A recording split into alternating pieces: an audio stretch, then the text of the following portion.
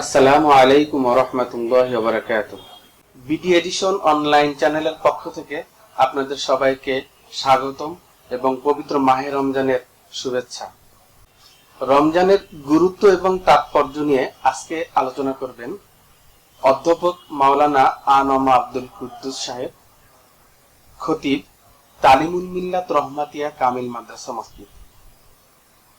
এই মুখ, এই অঙ্গ প্রত্যঙ্গর এই প্রশিক্ষণ নিয়ে যদি আমরা মুখ দিয়ে করি, দেখুন ঈসা আলাইহিস সালাম যখন নবী হয়ে আসলেন, মা কে বলে মারিয়াম আলাইহিস সালামের গর্ভ থেকে সন্তান নিয়ে আসছিলেন এবং তখন মারিয়াম আলাইহিস সালামও রোজা ছিলেন। তখনকার রোজা ছিল যে মুখ দিয়ে কথা বলা যাবে না, তাহলে সেই জন্য তিনি বলেছিলেন যে কোরআনে হাকিম সাক্ষী, এই যে আমি রোজা, আমি কথা বলবো না। তার মানে কি, খাওয়া বর্জন করলে কিন্তু এই রোজা মুকাম্মাল রোজা না। কথা বন্ধ করলে, খারাপ কথার প্রশিক্ষণ দেওয়া হয়েছে সেই সময়ও যে মুখকে প্রশিক্ষণ দিতে হবে, যে এই মুখে কোনো খারাপ কথা যেন সে না বলে। এই জন্যে এই রমজান মাসে যদি আমরা এই প্রকৃত রোজা হাসিল করতে পারি, এই তাহলে কিন্তু কি বলে, এই রোজা আমাকে মুত্তাকি বানাতে পারে। রোজা মানে কি, সম আরবি শব্দ, এর অর্থ হলো বিরত থাকা বা বিরত রাখা। আর এই জন্যই প্রথম বিরত রাখতে হবে, নিজে বিরত থাকতে হবে কি থেকে, যে পানাহার আর যৌনক্ষুধা থেকে, আর বিরত রাখতে হবে নিজের অঙ্গ প্রত্যঙ্গ এবং ষড়রিপুকে খারাপ কাজ থেকে। শুধু তাই হলেই ব্যক্তিগত রোজাটা হলো, কিন্তু পারিবারিক রোজা আছে, যে রোজা নিজের সন্তানাদি, স্ত্রী, পুত্র, পরিজন, কাজের লোক, অধীনস্থ, এই সবাই এই যেন তারা আল্লাহর হুকুম, নবীর তরিকা অনুযায়ী তারা চলে। এই মাসে তাদেরকে ডাকা, তাদেরকে আহ্বান করা, তাদেরকে বাধা দেওয়া, তাদেরকে করা। আর এই জন্য দেখেন বিভিন্ন সংগঠনের পক্ষ থেকেও মিছিল মিটিং করা হয়, রমজানের পবিত্রতা রক্ষা করুন। উদ্দেশ্য কি? উদ্দেশ্য সামাজিক রোজা, যে সামাজিক ভাবে মানুষ খারাপ কাজ থেকে বিরত থাক, এটাই রোজার আহ্বান। আর এই রোজার আহ্বানের জন্যই কিন্তু আজকে মানুষ পত্র পত্রিকায় লেখে, মানুষ টিভিতে আলোচনা করে, ইউটিউবে আলোচনা করে। কি জন্যে? এই বুঝানোর জন্য সারা গোটা সমাজকে যে আসলে নিজের হাত থেকে বিজয় থাকলাম, বিশাল মুত্তাকি হয়ে গেলাম। আসলে বিষয়টা তা না। এই মুত্তাকি এ হচ্ছে ব্যক্তিগত রোজা, এই রোজা সামাজিক রোজা না। সামাজিক রোজা হবে যে সমাজে ব্যবসায়ীরা খারাপ কাজ করবে না, মুনাফাখোররা মুনাফা নেবে না, মজুদদাররা মজুদ করে মানুষকে কষ্ট দেবে না। ঠিক, সুদ, ঘুষ, যারা অন্যায় কাজ, সেগুলো নিষিদ্ধ কাজ আছে, মদ, এ সমস্ত বন্ধ থাকবে। এই সমস্ত গুলোকে যদি বন্ধ করে রাখা হয়, এটাই হচ্ছে সামাজিক রোজা। পারিবারিক রোজা আছে, ব্যক্তিগত রোজা আছে, ঠিক সামাজিক রোজা আছে।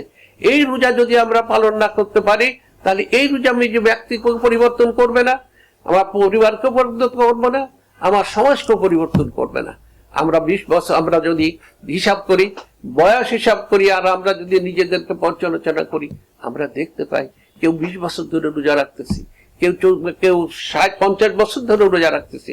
কিন্তু প্রকৃত মুত্তাকি যেটা, যে কথা আল্লাহ রসুল অন্যভাবে বর্ণনা করা আছে, এই যে মুত্তাকি ব্যক্তি, সেই ব্যক্তি প্রকৃত মুত্তাকি, যে আল্লাহ তাআলা যা নিষেধ করেছেন এটা বর্জন করবে, আর আল্লাহ তাআলা যা হুকুম করেছেন সেটা মানে চলার জন্য উদ্বুদ্ধ হবে।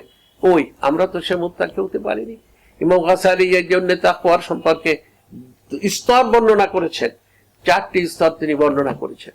প্রথম স্তরে হচ্ছে এই যে বলেছেন যে আল্লাহ তাআলার নিষিদ্ধ কাজ থেকে বিরত থাকা, যারা থাকে তারাই হচ্ছে ফার্স্ট ক্লাস মুত্তাকি, এক নম্বর মুত্তাকি। আর বলেছেন যে দ্বিতীয় নম্বরের মুত্তাকি তারা যারা কি করে, সন্দেহযুক্ত কাজ থেকে সে বিরত থাকে। আর তৃতীয় নম্বরের মুত্তাকি হচ্ছে যারা, যে কাজ মানুষের উপকারে, কল্যাণে না আসে, এই ধরনের কাজ থেকে সে বিরত থাকে। এই জন্য প্রকৃতপক্ষে রমজান আমাদেরকে যে মুত্তাকি বানানোর জন্য আহ্বান করে, সেই মুত্তাকি হওয়ার জন্য কিন্তু আসলে এই রমজান আমরা রাখতে পারি না। আমাদের সহায়ক না, আমাদের সমাজ, আমাদের দেশ, আমাদের পরিবেশ এই রোজা রাখার জন্য আমাদেরকে সহায় করতেছে না, বরং কি করে, এর বিপরীতমুখী। আমরা দেখি কি সুন্দর ব্যবস্থাপনা আমাদের সমাজে, এই যে হোটেল রেস্তোরাঁয় লাল কাপড় টাঙায় দিয়ে সেখানে সারাদিন বলে খাওয়া দাওয়া চলে, সবকিছু চলে। এটা একটা ফ্যাশন।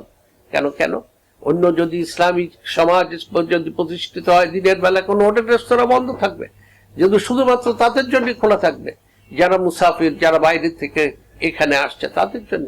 নির্দিষ্ট পরিমাণ কয়েকটা হোটেল, নির্দিষ্ট পরিমাণ কয়টা রেস্তোরাঁ, কয়টা খোলা যদি থাকে, যে তারা সেখানে তাদের অবকাশ আছে, তারা রমজান মাসে রোজা না রাখতে পারে। তাই ছাড়া রোজার মাসে আমরা যদি দেখি এই যে সবকিছু লাল কাপড় টাঙায় দিয়ে সব ভিতরে খাওয়া দাওয়া সবকিছু চলে, এই রোজা তো আসলে সামরিক রোজা নয়। এই রোজা মানুষকে আসলে মুত্তাকি করতে পারে না। তো এই জন্যে আল্লাহ রাব্বুল ইজ্জত আমাদেরকে যারা রোজা রাখে তাদেরকে তাদের মর্যাদা দিয়েছেন কি, এ সম্পর্কে যদি আমরা পর্যালোচনা করি তা আমাদের কাছে আসবে। আল্লাহর রাসূল বলেন যে অন্যান্য মাসে যে সমস্ত মানুষ ভালো কাজ করে, আল্লাহ রাসূল বলেছেন প্রত্যেকটা ভালো কাজের বিনিময় 10 গুণ সওয়াব বাড়িয়ে দেওয়া হয়। কিন্তু কেবলমাত্র রমজান মাস বলা হয়েছে যে রমজান মাসে 10 না, বরং 700 গুণ সওয়াব বাড়াই দেওয়া হয়। যে ভালো কাজই করুক, সে রোজা রাখাও ভালো কাজ, দান সদকা করা ভালো কাজ, একটা সত্য কথা বলা ভালো কাজ, এমনি করে একটা মানুষের সেবা করা ভালো কাজ, সাহায্য করাও ভালো কাজ। এই যত রকমের ভালো কাজ আছে প্রত্যেকটা কাজের জন্য 700 গুণ সওয়াব তাদেরকে বেড়ে দেওয়া হয়। কিন্তু আল্লাহ রাসূল হাদিসে কুদসির মধ্যে আল্লাহ রাসূল বলেছেন আস-সাওমু লি ওয়া আনা আজজি বিহি। কিন্তু রোজা কেবলমাত্র আল্লাহ বলেন যে রোজা কেবলমাত্র আমার জন্য, আমি তাদের সওয়াব 700 গুণ করে দেব না। তাদের প্রতিদান, রোজাদারের প্রতিদান স্বয়ং আমি নিজ হাতে দেব। মুহাদ্দিসিনরা ব্যাখ্যা করেন যে কেউ বলেন যে তিনি নিজ হাতে তাদেরকে দেবেন, 700 থেকে 7 কোটি গুণ দিতে পারেন। আর মুহাদ্দিসিনরা এও ব্যাখ্যা করেন যে আনা উজজা বিহি, যে আমি তাদের জন্য প্রতিদান হিসেবে আমি তাদের প্রতিদান হিসাবে আমি হয়ে যাব, আমি তাদেরকে প্রতিদান হিসাবে আমি তাদেরকে দিয়ে দেব। কারণ ব্যাখ্যা করে আল্লাহ রাসূল বলেছেন রোজাদার কেবল আল্লাহ বলেছেন রোজাদাররা কেবলমাত্র আমারই সন্তোষ লাভের জন্য এই কামনা বাসনা পানাহার থেকে কি করে, পরিত্যাগ করে, পরিহার করে চলে। এই জন্য এই রোজাদারের আমল এত বরকতময় আমল, যে জন্যে আল্লাহ রাসূল সাল্লাল্লাহু আলাইহি ওয়াসাল্লাম রোজাদারের জন্য 5টি সৌভাগ্যবান ঘোষণা দিয়েছেন।